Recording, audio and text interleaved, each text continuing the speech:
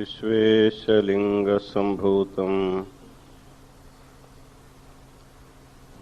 विश्वविद्याविबोधकं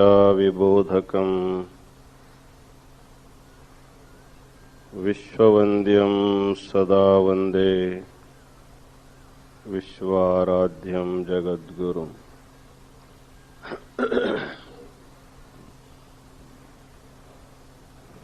काशी ज्ञान सिंहासन के आदि जगत गुरु विश्वाराध्य से लेकर विश्वेश्वर शिवाचार्य पर्यंत जो गुरु परंपरा हुई है उसे अनेक प्रणिपात समर्पित करते हुए आज के इस धर्म सभा में उपस्थित समस्त शिवाचार्यगण, काशी वीरशैव विद्वत संघ के समस्त विद्यार्थीगण, विभिन्न प्रांतों से आए हुए समस्त सद्भक्तगण और माताओं, इस पवित्र काशी नगरी में विश्व शांति के लिए कोटि बिल्वार्चन का कार्यक्रम अव्याहत गति से चल रहा है।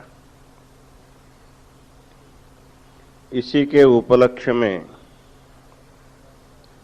संध्याकालीन ज्ञान सत्र में श्री सिद्धांत शिखामणि के षटस्थल तत्वों के बारे में हम लोग विचार करते जा रहे हैं। श्री सिद्धांत शिखामणि दर्शन क्षेत्र में एक अपूर्व मणि माना जाता है। इस पवित्र ग्रंथ में प्राणलिंग स्थल के बारे में विचार करते हुए शिवयोग समाधि स्थल के बारे में कल से हम लोग विचार करते जा रहे हैं। एक योगी अंतर यात्रा करके आधार आदि सहस्रार पर्यंत जो अंतर के जो कमल है उसमें विद्यमान ज्योतिर्लिंगों की आराधना करते हुए कैसे अपने शरीर में ही, अपने अंदर ही कैलाश और साक्षात शिव का अनुभव कर सकता है, इसके बारे में विचार करते हुए तो आगे बताते हैं।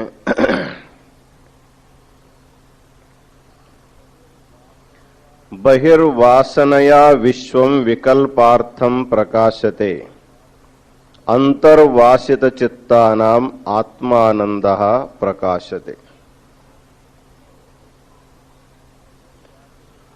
बहिर्वासित चित्तानाम विश्वम बहिः प्रकाशते। योगी लोग कहते हैं कि अंदर आत्मा का आनंद की अनुभूति होती है,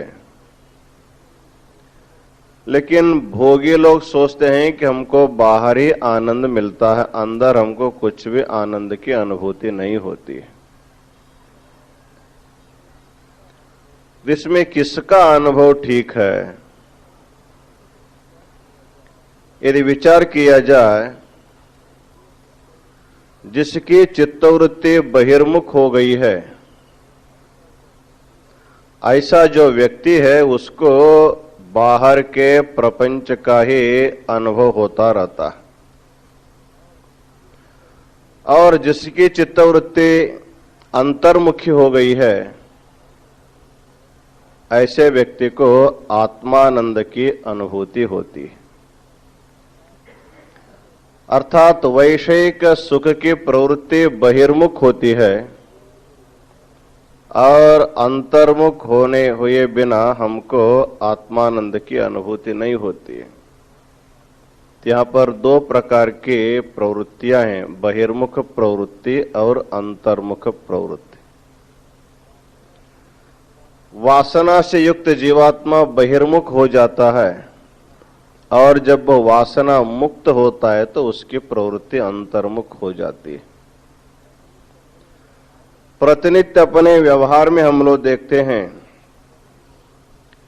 जब भी जागृत कालीन और स्वप्न कालीन जो प्रारब्ध कर्म जो पक्व हो जाता है, उस समय जीवात्मा तत्तत्कालीन सुख दुख का अनुभव करता है।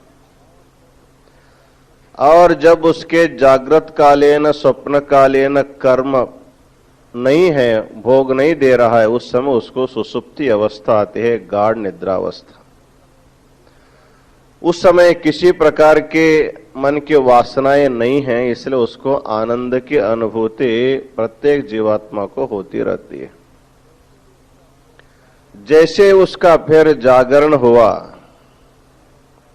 या तो स्वप्नावस्था या तो जागृत अवस्था में वासना से युक्त होकर के जीवात्मा पुनः बहिर आ जाता है और पुनः सुख दुख का अनुभव करने लगता है।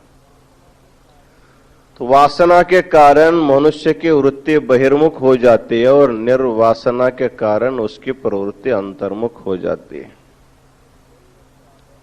जब कोई एक साधक अपनी चित्त वृत्ति को अंतर्मुख करने के लिए प्रयत्न भी करता है, वो अंदर जाना चाहता है, मन उसको बाहर ले आता है। वो आंख बंद करके कुछ परमात्मा का चिंतन करना चाहता है, लेकिन मन के जो वासनाएं हैं, आंख बंद करने से हमको दृश्य पदार्थ तो दिखाई नहीं देता है, लेकिन पहले देखे हुए जो रूप है उसको आकर ला करके सामने खड़ा कर देता है। वासना हमारे साधना के लिए प्रबल विरोधी माना जाता है। वासना जाने के लिए कुछ समय तक अपने को साधना करनी पड़ती है। किसी एक पात्र में कोई सुगंध या दुर्गंध कोई पदार्थ रखा गया है और पदार्थ निकालने के तुरंत बाद उसकी वासना नहीं जाता। या तो सुगंध पदार्थ हो या दुर्गंध पदार्थ हो, पदार्थ निकालने के तुरंत बाद उसकी वासना समाप्त नहीं होती है। उसको बार बार आपको धोना पड़ता है, फिर आपको सूंघना पड़ता है कि वास गया है कि नहीं गया है, फिर नहीं गया तो फिर धो, फिर धूप में रखो। इस तरह बहुत प्रयत्न करने के बाद उसकी जो वासनाएं जो जमी हुई है वो धीरे धीरे धीरे धीरे समाप्त हो जाती है। उसी तरह जीवात्मा के मन में एक जन्म के नहीं कई करोड़ जन्मों की वासनाएं जमी हुई है। उसको दूर करने के लिए अनंत जन्म तक जीवात्मा को प्रयत्न करना पड़ता है। अतः गीता में भगवान ने कहा है कि बहुनाम जन्मनामन्ते ज्ञानवान माम प्रपद्यते। तो मनुष्य को ज्ञानी होने के लिए वासना से मुक्त होना पड़ता है, अविद्यादि से मुक्त होना पड़ता है।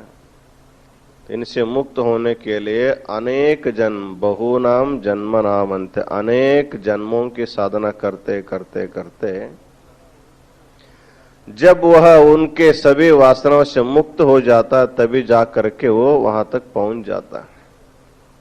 आप लोग अपने अपने गांव छोड़ करके काशी आए हुए हैं। किसी किसी को काशी आने के लिए 3 दिन लगता है, किसी को 1 दिन लगता है, किसी को 4 दिन लगते हैं।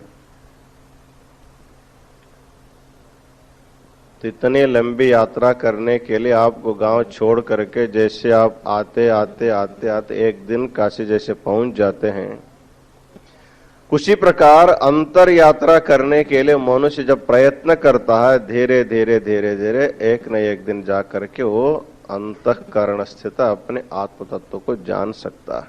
उसको समय लगता है। इसलिए बहिरंग प्रवृत्ति और अंतरंग प्रवृत्ति के लिए हमारे जो बहिर्मुख वासनाएं कारण हैं, इसको बताने के बाद आगे कहते हैं, आत्मारणि समुत्थेन प्रमोद मथनात् सुधीहि ज्ञानाग्निना दहेत सर्वं पाशजालम जगन्मयम्। ये जो वासना का जो पाश है, जिसके द्वारा जीवात्मा बंधा हुआ है, उन पाशों को जलाने के लिए क्या करना चाहिए? तो बताते हैं, जैसे बाहर के कुछ कचरा जलाने के लिए आप अग्नि प्रज्वल करते हैं, आग प्रज्वलित करके उसमें सभी जो है जलाने के वस्तु डाल देते हैं। होली के समय बहुत बड़ा अग्नि जला करके जितना भी कचरा कुचरा सब डालकर उसमें जला देते हैं। और जब भी दीपावली के संदर्भ में आप घर वगैरह साफ सफाई करते हैं तो उसमें कचरा उचरा जो भी होता है बाहर डालकर उसको जला देते हैं, घर को साफ रखना चाहते हैं। तो दिवाली के समय में घर को एक बार, दुकान को एक बार साफ सफाई करते हैं तो साल भर गंदा होता रहता है, साल में एक बार उसको साफ करते हैं।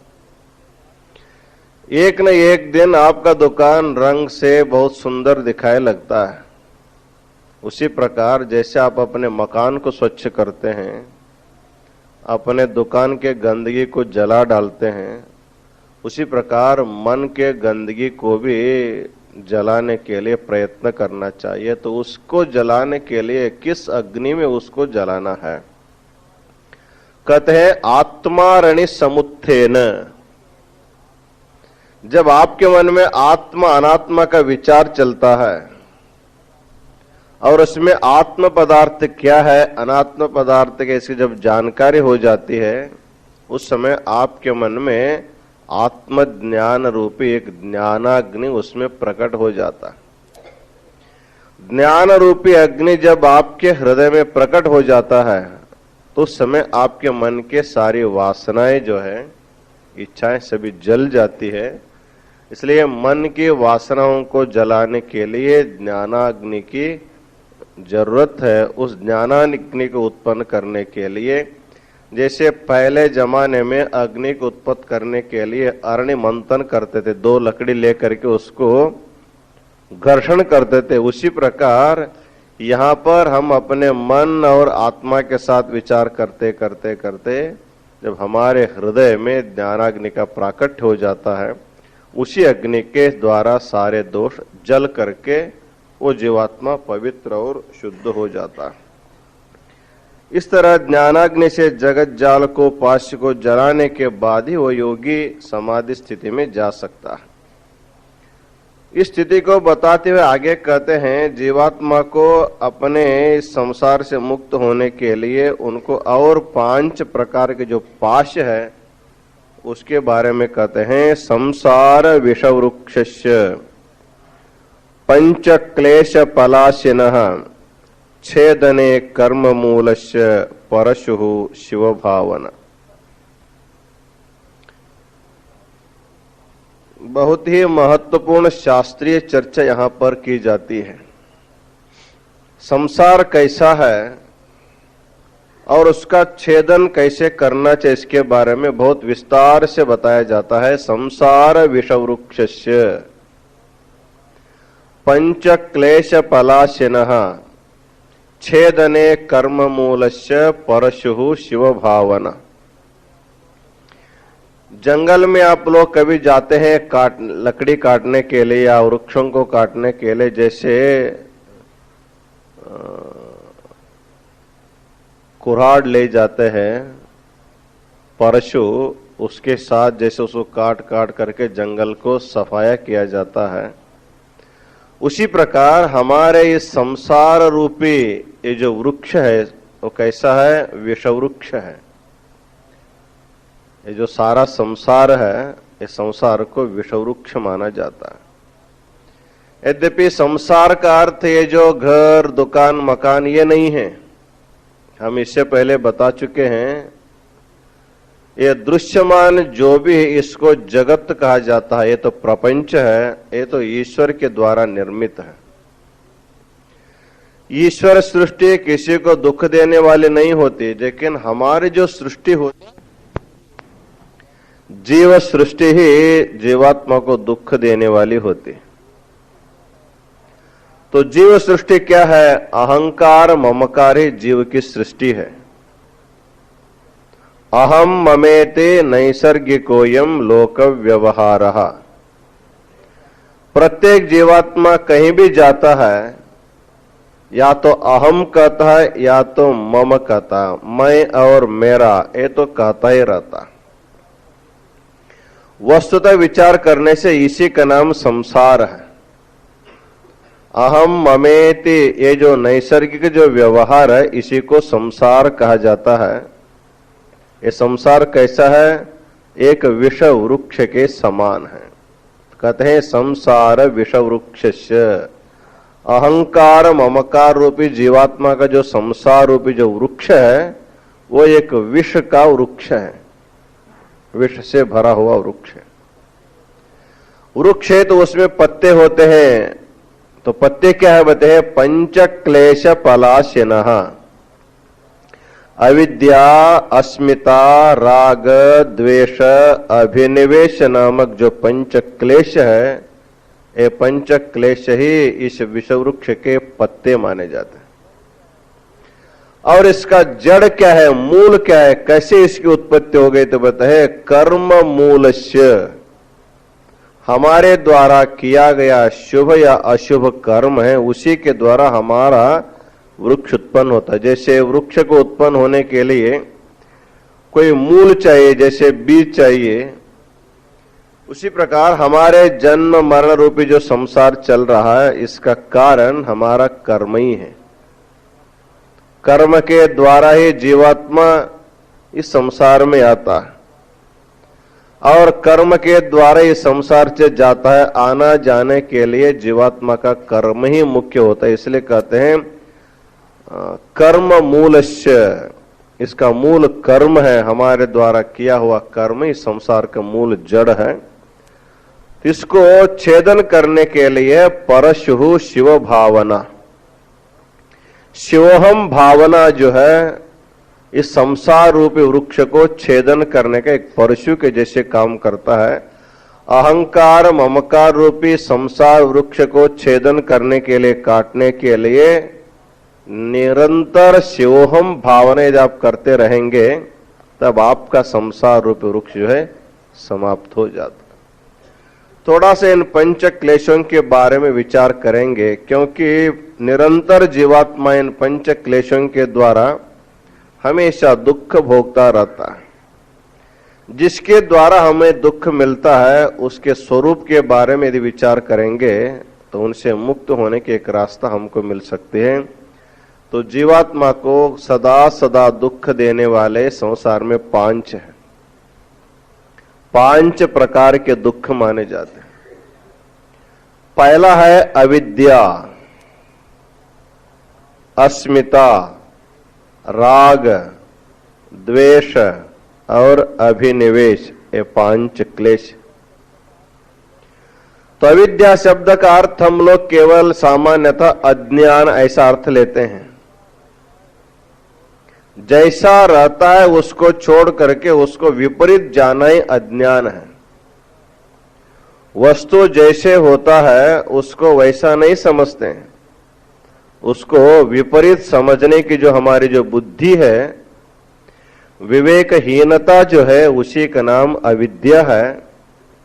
वह अविद्या फिर जीवात्मा को चार प्रकार से दुख देती है। अनित्य, अशुचि, दुख और अनात्म पदार्थों में नित्य, शुचि, सुख और आत्मबुद्धि देकर जीवात्मा को वो दुख देता है। तो एक एक के बारे में विचार करेंगे। अनित्य में नित्य बुद्धि, अशुचि में शुचि बुद्धि, दुख में सुख बुद्धि और अनात्मा में आत्म बुद्धि। ये अविद्या का कार्य है।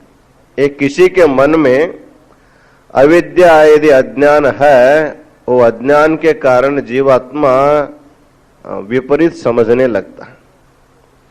तो पहले अनित्य में नित्य बुद्धि। ये सारी सृष्टि जो है अनित्य है, अर्थात ये हमेशा हमेशा ऐसा नहीं रहता। जैसे आपको दिखाई देता है ऐसा हमेशा नहीं रहते, इसमें क्षण क्षण में इसमें परिवर्तन होते रहते हैं। हम लोगों को लगता है कि जितने लोग काशी बिल्वार्चन करने के लिए काशी आए हुए हैं, शुरू से जो लोग आए हुए हैं, वो लोग हमको देख रहे हैं, हम उनको देख रहे हैं।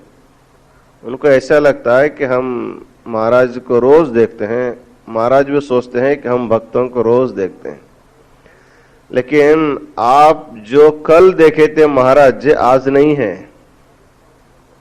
आपको कल हमने जो देखा था, आप कल के आदमी नहीं हैं। आप में बहुत से परिवर्तन हो जाते हैं। एक एक क्षण में मनुष्य में परिवर्तन होते जाते हैं। मन में परिवर्तन होते हैं, विचार में परिवर्तन होते हैं, शरीर में परिवर्तन होते जाते हैं। लेकिन हमको लगता है कि हाँ, उसी व्यक्ति को हम देख रहे हैं। एक प्रकार का भ्रम है। अनित्य वस्तु को हम लोग नित्य समझ रहे हैं। जो परिवर्तनशील पदार्थ है उसको हम अपरिवर्तनीय मानते हैं। आप गंगा नदी में स्नान करने जाते हैं, किसी की इच्छा हो गई गंगा पान करने की, गंगा स्नान करते हैं तो थोड़ा सा पान करने की इच्छा यदि हो गई, यदि गंगा के प्रवाह में कुछ कचरा वचरा आ रहा है, कुछ दोष आ रहे हैं, तो आप क्या करते हो? उसको हाथ से उसको सफाया करते हैं। आगे का ऊपर का जो दोष है, और जैसे आप सफाई करके फिर पानी लेने जाते हैं तो सफाई के वो पानी आगे चला जाता, फिर दूषित पानी आपके हाथ में मिल जाता, क्योंकि वो प्रवाह है, वो रुकता नहीं है, वो वेग से प्रवाहित होता रहता है। लेकिन आपको लगता है कि हमने जो साफ करके पानी पिया, साफ किया हुआ पानी आगे चला गया और पीछे से आने वाला पानी आपके हाथ में लग जाता है। कभी कभी आप घर में नवरात्र में वगैरह नंदा ज्योति रखते हैं, नंदा दीप रखते हैं। 9 दिन रखने वाले हैं, अखंड नंदा दीप भी कुछ लोग रखते हैं। जब नवरात्र में आप नंदा दीप रखते हैं, कहते हैं देखिए हमारा घर में 9 दिन तक दीप जो है जैसे कि वैसे ही है, पहले दिन से अब 10वीं तक वैसे ही है। पहले जो आप दीप लगाए थे वही दीप आपको 10वीं में नहीं है। आपको लगता है कि वही दीप है, लेकिन दीप की ज्वालाएं, अनंत ज्वालाएं चली गई। एक दीप ज्वाला जब जाती है, उससे पहले एक दूसरे दीप ज्वाला को उत्पन्न करके वो चली जाती है। आप देखते रहेंगे उसकी ज्वाला ऊर्ध्वमुख जाते रहते हैं।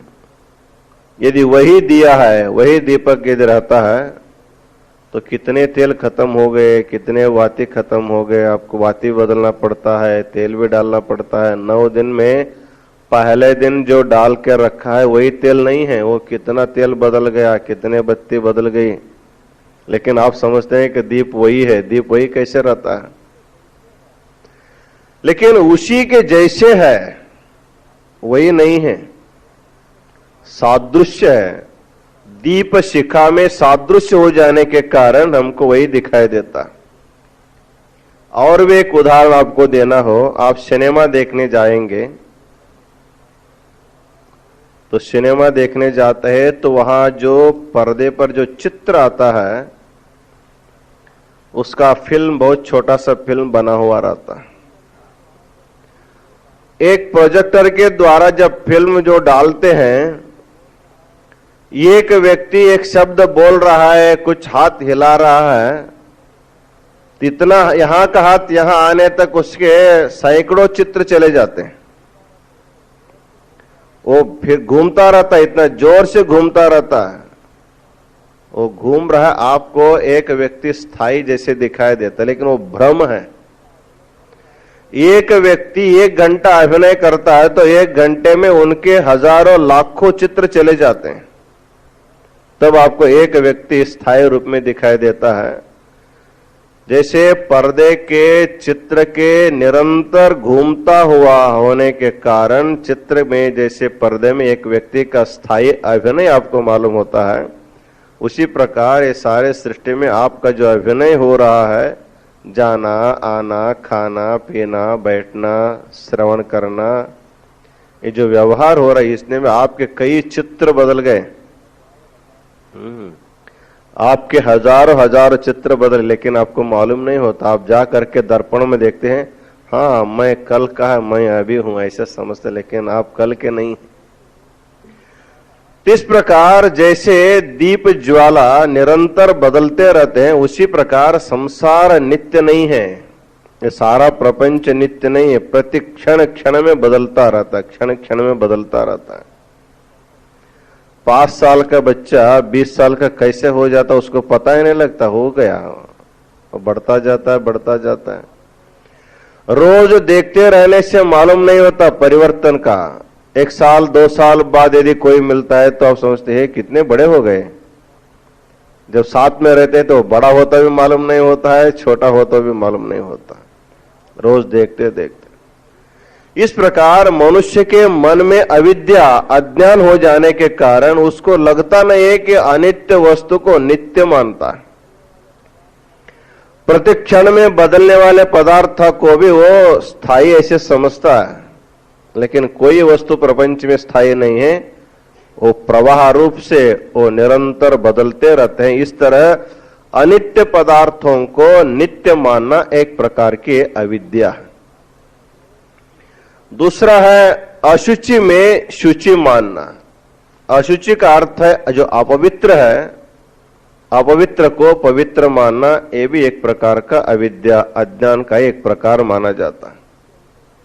तो अशुचि क्या है, उसको शुचि हम कैसे मानते, कहते हैं ये हमारा जो शरीर है यही अशुचि है, अपवित्र माना जाता है।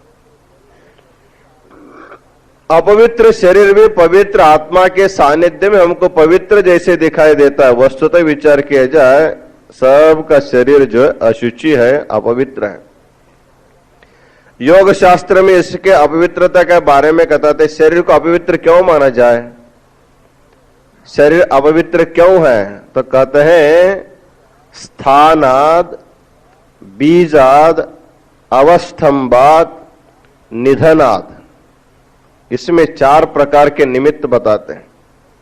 जिस स्थान में शरीर की उत्पत्ति होती है वो भी अपवित्र है। माता का जो उदर है रक्त, मांस, मूत्र, मज्जा से भरा हुआ है और उसका स्थान ही अपवित्र है, तो उसमें उत्पन्न होने वाला वस्तु कैसे पवित्र हो सकता है। जिस स्थान में उत्पन्न होता है वो पहले मूल स्थान ही अपवित्र है, और उसका जो बीज, जो मूल कारण है वो भी अपवित्र है। अर्थात माता का जो रज है और पिता का जो शुक्र है, ये दोनों हमारे द्वारा खाए हुए अन्न का ही परिणाम माना जाता। आज आप चूल्हे में कुछ खाना पकाते हैं और सुबह का जो बनाया जो भात है शाम को सड़ जाता है, उसको किसी को खाने के लिए देंगे, है हम इसको नहीं खाएंगे, इसमें बास आता है। शाम को नहीं आएगा तो दूसरे दिन तो आएगा ही, तीसरे दिन तो और आएगा, चौथे दिन तो और आएगा। जैसे जैसे उसका दिन बीतता जाता है वैसे वो सड़ता जाता है, वो दुर्वासित होता जाता है। तो आज हम लोग खाएंगे वही अन्न जो है सप्त धातु के रूप में परिवर्तित होते होते जब शुक्र शोणित के रूप में पहुंच जाते हैं, वो कितने दिन के हो गए। आज का बनाया अन्न जो है 40-50 दिन के बाद जब वो शुक्र शोणित बनता है तो उसकी पवित्रता कैसे रह जाते हैं। इसलिए कहते हैं स्थानाद बीजात, जिस बीज के द्वारा शरीर उत्पन्न हो जाता है वो शुक्र शोणित भी खाए हुए अन्न का ही परिणाम माना जाता है।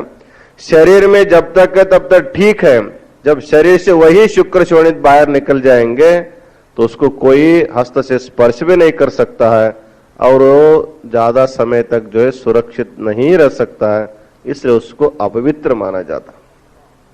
इसके अलावा कहते हैं अवस्थंबात, इस शरीर में कुछ स्थायी रूप से जो रहते हैं, अर्थात रस के रूप में, रक्त के रूप में, मांस के रूप में, मज्जा के रूप में, अस्थि के रूप में, शुक्र शोणित को छोड़ करके जितना भी जो भाग है हमारे शरीर में स्थायी रूप में निवास करने वाला है वो भी अपवित्र ही है। जब तक आत्मा के साथ उसका संबंध तब तक को पवित्र माना जाता है। आत्मा के साथ संबंध जैसे ही छूट गया वो अपवित्र बन जाता है। जैसे आपके शरीर में रक्त है और जिसके शरीर में अधिक रक्त भरा हुआ है वो व्यक्ति देखने को भी अच्छा दिखाई देता है, और उसके हाथ आप अपने हाथ में लेकर के इस हाथ फेरते हैं, बहुत अच्छा है, बहुत अच्छा है। लेकिन वही अंदर का जो रक्त मांस जो है कुछ कट करके बाहर आ जाए, हाँ बहुत अच्छा है, बहुत अच्छा है, उसके ऊपर हाथ कोई फेर सकता है। उस बिल्डिंग निर्माण करता है, ईटा सीमेंट लेकर के बांधता है और उसको प्लास्टर से खूब सुंदर जो है लेवल करता है। उसके बाद फिर अच्छा काला, पीला, सफेद रंग लगाता है। रंग लगाने के बाद हमको छूने के लिए अच्छा लगता है। वैसे ही भगवान हमारे शरीर में सब रक्त, मांस, मज्जा सब रख करके इस चमड़े के द्वारा उसको सुंदर प्लास्टर किया। किसी का चमड़ा गोरा है, किसी का चमड़ा काला है, किसी का चमड़ा काला गोरा दोनों मिक्स है। इसलिए ये सब जो है देखने के लिए अच्छा ही दिखाई देता है।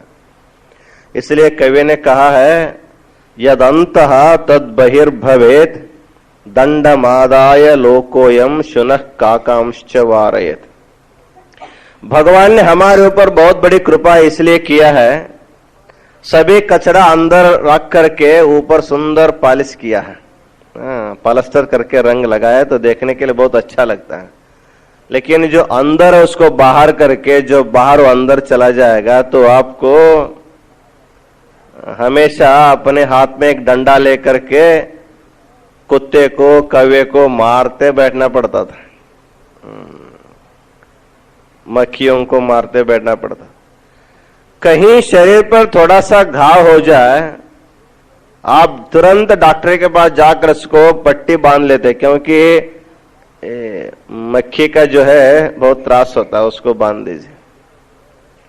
जब पूरा का पूरा शरीर ऐसे खुला रहता है तो कितने कुत्ते आते हैं, कितने मच्छी आज आपके पास आ सकते हैं। तो इसको देखने के बाद लगता है कि हमारे शरीर में रहने वाले जितने भी पदार्थ हैं सब अशुचि है, अपवित्र है। अंदर है पवित्र है, बाहर आ गया वो अपवित्र हो जाता है। जैसे थूक आपके मुंह में है, मुंह में है तो पवित्र है, जैसे बाहर थूक दिया अपवित्र होगा, उसको कोई छू नहीं सकता है। आपका ये थूक आप नहीं स्पर्श नहीं कर सकते, स्पर्श करेंगे तो फिर हाथ धो लेंगे। उसी प्रकार शरीर में मलमूत्र है तब तक ठीक है, जब वही मलमूत्र बाहर आ जाता है तो उसको हाथ लग जाता है तो आपको हाथ धोना पड़ता है, स्नान भी करना पड़ता है। इस तरह शरीर में रहने वाले जितने भी स्थायी पदार्थ है वो सभी अशुचि है और अपवित्र है। उसमें मनुष्य के मन में एक पवित्र बुद्धि उत्पन्न हो जाती है। इसका कारण क्या है? इसका कारण अविद्या है। अनित्य में नित्य बुद्धि, अशुचि जो शरीर है इसमें शुचित्व बुद्धि। और कहते हैं और क्या दोष है शरीर में? जैसे इसका स्थान दोष युक्त है, इसका मूल बीज भी दोष युक्त है। इस शरीर में रहने वाले रक्त, मांस, मज्जा ये भी अपवित्र ही है। इतना ही नहीं, अंत में एक अपवित्रता इसकी ऐसी है, मरणात्, जब इसकी मृत्यु हो जाती है तब इसको कोई नहीं छूता। जो भी छूता है तो उसको जा करके स्नान करना पड़ता। पहले जमाने में जो भी स्मशान घाट जाते थे शव लेकर के, वहीं कहीं पर स्नान करके ही गीला वस्त्र लेकर के घर में जाना पड़ता था। आजकल घर में जाकर के बाहर पानी भी लेते हैं, स्नान करके अंदर जाते हैं। तो शव के स्पर्श करने से आपको अशौच आता है, अपवित्रता आ जाती है। शव अशौच क्यों हुआ, अपवित्र क्यों हुआ? वैसे तो अपवित्र ही है, जब तक अंदर प्राण है, आत्मा है, तब तक वो शुचि पवित्र जैसे मालूम पड़ता है। पवित्र वस्तु के सानिध्य में रहने के कारण अपवित्र वस्तु भी पवित्र जैसे मालूम पड़ता है। और जैसे ही पवित्र वस्तु से अलग हो जाता है फिर अपवित्र अपवित्र रह जाता है। अतः कहा जाता है अविद्या का अर्थ है अनित्य में नित्य बुद्धि, अशुचि शरीर में शुचि बुद्धि। इसके अलावा आगे कहते हैं दुख में सुख बुद्धि। जैसे शब्द स्पर्श रूप रस गंध पंच विषय है, इनमें जीवात्मा को सुख बुद्धि होती है। शब्द से सुख मिलता है, स्पर्श से सुख मिलता है, रूप से सुख मिलता है, रस से सुख मिलता है, गंध से सुख मिलता है। ऐसा विचार करते कई जन्मों में जीवात्मा इन्हीं पंच विषयों के पीछे भागता ही भागता है। वस्तुतः विषय जो है वो दुख रूप है। सुभाषितकार कहते हैं कि संसार सागरम दुखम तस्मात् जागृत जागृत। जिस शब्द के द्वारा आपको सुख मिल रहा है, कभी कभी उसी व्यक्ति के शब्द के द्वारा आपको दुख भी मिलता है। जिस रूप दर्शन से आपको सुख मिलता है, वही रूप दर्शन से आपको दुख भी मिल सकता है।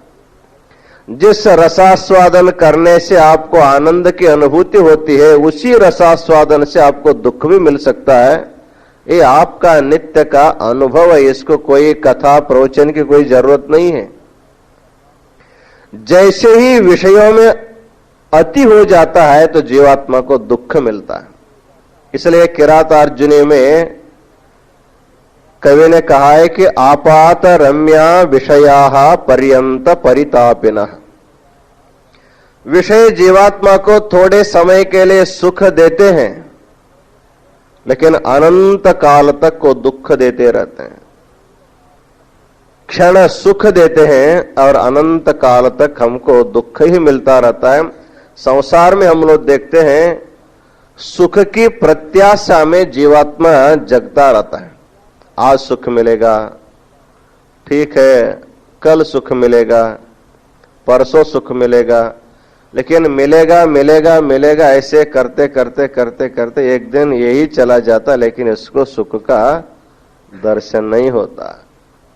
एक हिंदी कवि कहता है, कहते हैं कि तारीख तुम्हें बतलाएगी दुनिया में सुख का नाम नहीं, जिस दिल में हौस का सिक्का है उस दिल को आराम नहीं। तो प्रत्येक दिन मनुष्य सोचता है कि आज इस तारीख को हमको सुख नहीं मिला है तो अगले महीने इस तारीख को मिलेगा, अगले महीने इस तारीख को मिलेगा। ऐसे कितने महीने चले गए, कितने वर्ष चले गए, सुख की प्रत्याशा में जीवात्मा जगता रहता है, सुख की प्रत्याशा में जीवित रहता है। किसके द्वारा सुख मिलेगा ऐसा सोचता है, उसके द्वारा उसको सुख मिल भी सकता है, लेकिन सुख से बजाय उसको दुख अधिक मिलता है। संसारी में प्रत्येक जीवात्मा एक भिक्षुक के जैसे होते हैं, भिखारी के जैसे होते हैं। एक गांव में दो भिक्षुक भिक्षा मांगते थे, पूरे गांव में भिक्षा मांगने वाले। अब जब दोनों आमने सामने आ जाते थे, वो इनसे मांगता था, वो उनसे मांगता था। वो कहता था हम तुमको कहां से देंगे, हम भी गांव भर मांगने वाले हैं। तो वस्तुतः कहा जाता है नहीं भिक्षुकः भिक्षुकम याचते। एक भिक्षुक को दूसरे भिक्षुक से मांगना नहीं चाहिए। संसार में देखा जाता है सभी के सभी भिक्षुक है, एक के सामने दूसरे हाथ फैला के खड़ा है, आपके द्वारा मुझे सुख मिलेगा, आपके द्वारा मुझे सुख मिलेगा। लेकिन किसी के द्वारा किसी को सुख नहीं मिलता है। सुख यदि मिलता है तो अपना ही सुख अपने को मिलता है, उसमें केवल दूसरा व्यक्ति थोड़ा सा निमित्त बन जाता है। वस्तुतः वहां पर किसी से कोई किसी को दुख सुख नहीं मिलता। यदि एक दूसरा व्यक्ति दूसरे व्यक्ति के लिए सुख का साधन बन जाता है तो हमेशा हमेशा के लिए सुख का साधन बनना चाहिए। लेकिन वही व्यक्ति एक समय ऐसा हो जाता है कि आज से तेरा मुख मैं नहीं देखूंगा, तुम मेरा मुख नहीं देखना, इस प्रकार झगड़ा करके 36 हो जाते हैं। संसार में 36 हो जाते हैं। तो इससे देखा जाए, वस्तुतः विचार करने से मालूम पड़ता है शब्द स्पर्शादि जितने विषय हैं इसमें सुख नहीं है। तो सुख नहीं है, इन विषयों में सुख की बुद्धि हमारे मन में हो रही है, यह एक प्रकार की अविद्या है। दुख रूपेशु विषयेशु सुख बुद्धि ही, ये भी एक प्रकार की अविद्या मानी जाती है। इस तरह अनित्य में नित्य बुद्धि, अशुचि में शुचि बुद्धि, और दुख में सुख बुद्धि, और अनात्मा में आत्म बुद्धि, अनात्मोस्तव में आत्म बुद्धि। आपको कोई पूछे कि आप कौन हैं, आप कहेंगे क्यों जी महाराज हम दिखाई नहीं देते हैं क्या? हाँ दिखाई देते हैं, फिर भी आप कौन है ऐसे प्रश्न करने पर आप अपना नाम बताएंगे, फलाना मेरा नाम है। फिर भी कुछ समझ में नहीं आया तो और थोड़ा परिचय देने के लिए कहेंगे तो आप अपने पिता का नाम बताएंगे, अपना गांव का नाम बताएंगे, आपका घर का पूरा एड्रेस बताएंगे। महाराज जी हमको इतना जल्दी भूल गए, हम आपको बिनावा किए थे, घर में पूजा पाठ कराए थे, वो किए थे, ये किए थे, ये सब परिचय मनुष्य देने लगता है। लेकिन हम जो प्रश्न की है उसका उत्तर वो दे नहीं रहा है। वो पूछ रहे कुछ और बता रहे कुछ और। हम प्रश्न कर रहे हैं उनके आत्मा के बारे में, तुम कौन हो। इसका अर्थ होता है कि वस्तुतः तुम्हारा परिचय क्या है, लेकिन वो अपना परिचय नहीं दे रहा है, अपनों के परिचय देता है। जैसे कोई बधिर व्यक्ति हो, आप लोग बार बार प्रवचन सुनते हैं तो कथा आपको सुनने में आते हैं। एक व्यक्ति एक गांव से जा रहा है, उन्होंने पूछा उनसे ये रास्ता ये कहां जाता है, प्रश्न पूछ रहा है रास्ता के बारे में। वो इतना बधिर हो गया है, उनके मन में बज्रता कान में सुनाई देता ऐसा नहीं है, शब्द सुनाई देता है, लेकिन उसको अर्थ को समझने की शक्ति उसके मन में नहीं है। वो अपने ढंग से सोचता है, जो भी प्रश्न करता है तो अपने मन के विचार को सुनना चाहता है। ऐसा विचार करके वो कहता है यहां से वहां तक जितने खेत दिखाई दे रहे हैं सब मेरा ही है, तो यहां से वहां तक ये मेरा ही खेत है। वो कहता है ये रास्ता कहां जाता है, हाँ हाँ ठीक है, यहां से वहां तक ये सारे जो है वो मेरा ही खेत। एक व्यक्ति के मन में इस प्रकार के विचार घूम रहे हैं, और वह व्यक्ति फिर घर गया।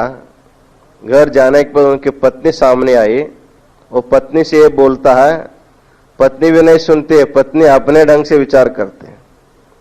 तो पत्नी से कहने लगा देखो मैं जब भी अपने खेत में जाकर के खड़ा होता हूं, लोग हमसे पूछते रहते हैं केस किसका है, ये खेत किनका है, पूछते रहते हैं, ये मेरा है मेरा है मेरा, कहते कहते मैं थक गया हूं, फिर भी लोग नहीं पूछते, हमेशा पूछते रहते हैं।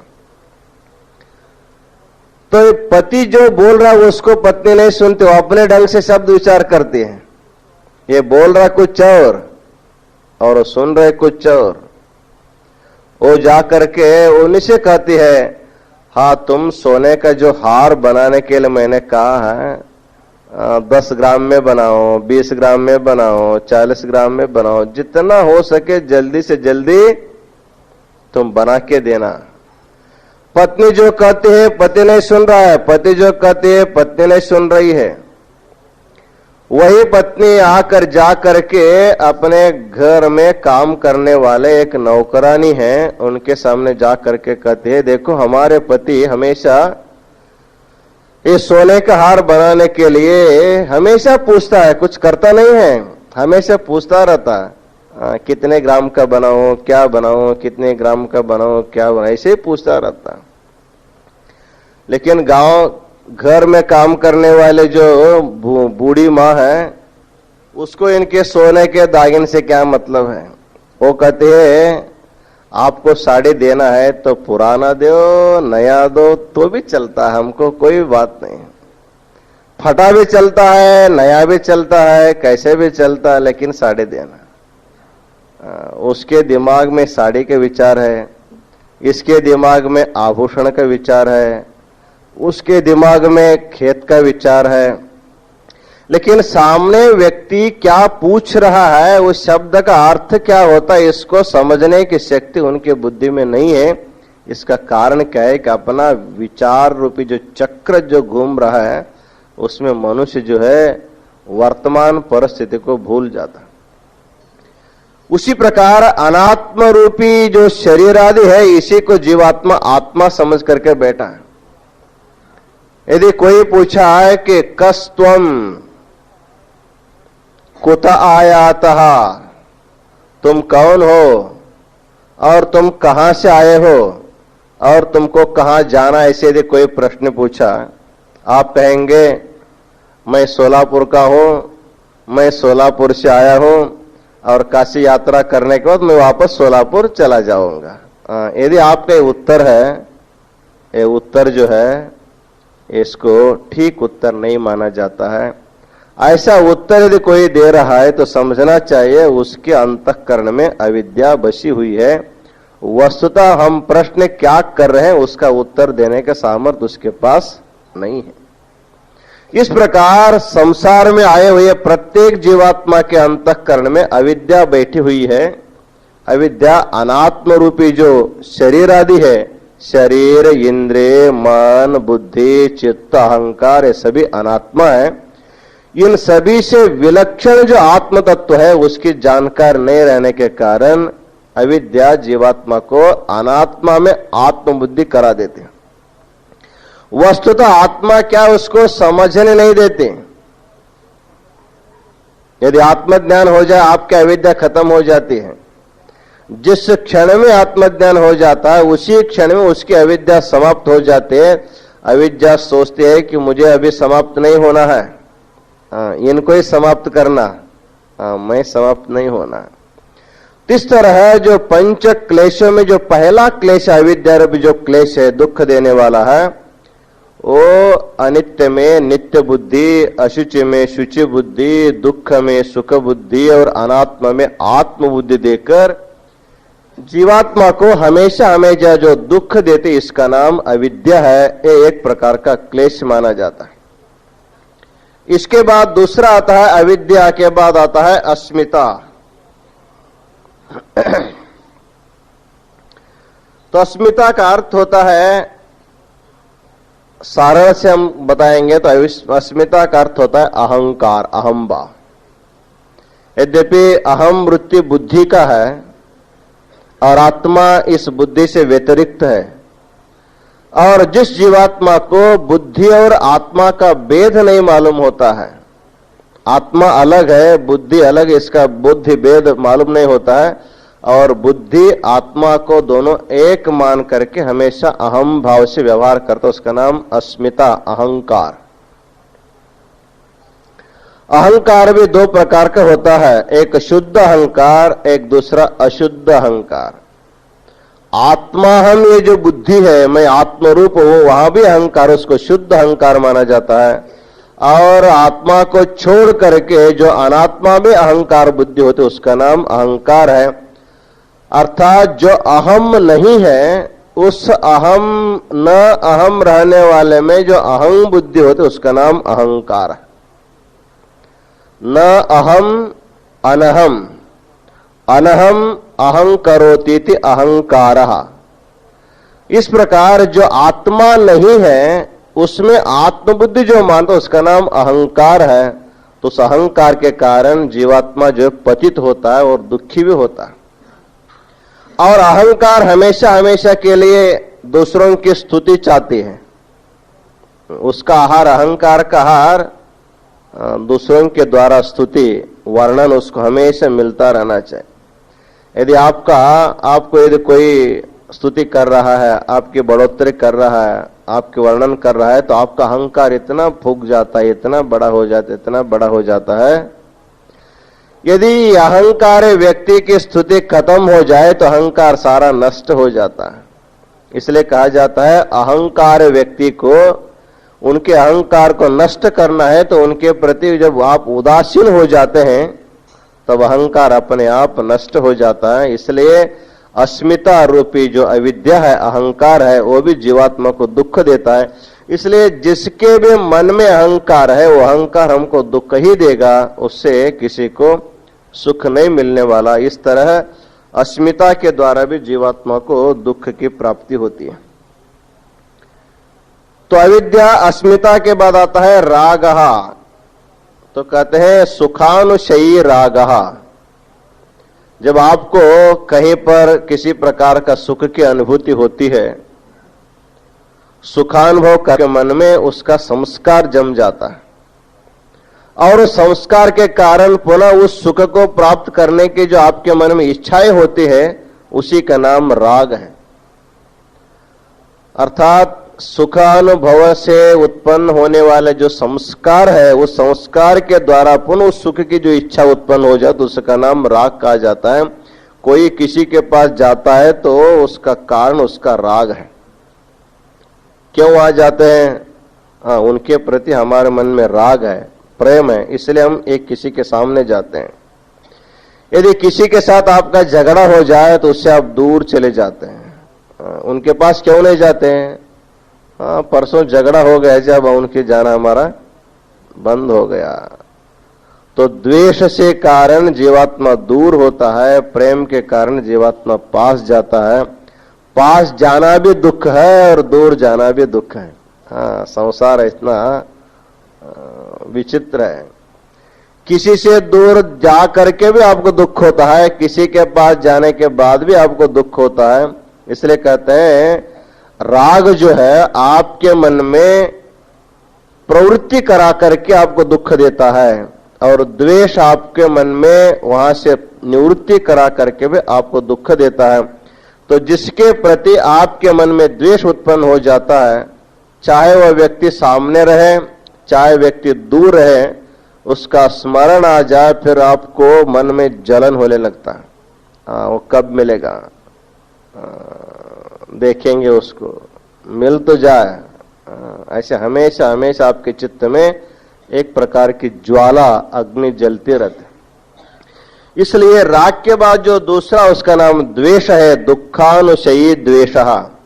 दुख अनुभव, उसके बाद उसका संस्कार, उसके बाद फिर उसके संस्कार के द्वारा उत्पन्न होने वाला जो प्रवृत्ति, उसका नाम दुख है, द्वेष उसको माना जाता है। इस प्रकार अविद्या, अस्मिता, राग, द्वेष और पांचवा है अभिनिवेशः। अभिनिवेश का अर्थ होता है एक प्रकार का हठ है। मनुष्य के मन में एक प्रकार का हठ ऐसा है कि मेरा अभाव कभी नहीं होना चाहिए। मम अभावः कदापि मा भवतु, मेरा अभाव कभी नहीं होना चाहिए, मैं हमेशा हमेशा मैं रहूं, ऐसी जो इच्छा, इसका नाम अभिनिवेश है। यद्यपि किसी को उतना दिन रहने के लिए अवकाश नहीं, हमेशा रहने के लिए किसी को अवकाश नहीं दिया गया। ज्यादा से ज्यादा 100 साल तक रह सकता है, यदि योगाभ्यास के द्वारा रहता है तो 1000 साल तक रह सकता है। उसके बाद उसको शरीर छोड़ना भी पड़ता है। फिर भी जीवात्मा सोचता है कि मैं शरीर नहीं छोड़ू। इस प्रकार का जो अभिनिवेश है, जो मठ में मन में एक प्रकार का अनावश्यक जो हठ बैठा हुआ है, जिस स्थान को छोड़ना चाहिए उस स्थान को नहीं छोड़ूंगा करके जब जबरदस्ती बैठा हुआ है, वो एक प्रकार का अभिनिवेश माना जाता है। आप कितना भी हट करके बैठेंगे, फिर आपको छुड़ाने वाला आपको छुड़ा ही देंगे, फिर उस समय आपको दुख होता है, हम छोड़ना नहीं चाहते थे, हमको छुड़ा रहा। इस प्रकार का अभिनिवेश के द्वारा भी जीवात्मा को दुख होता है। इस तरह कहते हैं कि संसार रूपी जो वृक्ष है, इसमें पंच क्लेश उसके पत्ते हैं और कर्म इसका मूल है। इस प्रकार हमेशा दुख देने वाला इस संसार रूपी वृक्ष को जब हमको छेदन करना है, उसको समाप्त करना है, उसका साधन क्या बताए? परशुः शिव भावना। अरण्य में उत्पन्न वृक्षों को काटने के लिए जैसे आप कुल्हाड़ी लेकर के जाते हैं, उसी प्रकार यहाँ पर अविद्या, अस्मिता, राग, द्वेष अभिनिवेश रूपी पंच क्लेश से युक्त जो संसार रूपी वृक्ष है, इसको दूर करने के लिए शिव भावना अर्थात शिवोहम भावना, अहम शिवः शिवोहम सोहम, इस प्रकार की भावना करते करते आपके जो विषवृक्ष जो है छिन्न भिन्न हो जाएगा। इसी प्रकार इस शिवयोगी समाधि स्थल में, शिवयोग समाधि स्थल में शिव भावना ही संसार को दूर कर सकता है। जिसके मन में शिव भावना नहीं है उसको संसार हमेशा दुख देता है। इसलिए संसार दुख से दूर होने के लिए शिवयोग करनी चाहिए, शिवयोग की समाधि साधना करनी चाहिए। इन्हीं वचनों के साथ ये शिवयोगी समाधि स्थल को हम पूर्ण करते हैं। ओम शांति शांति शांति।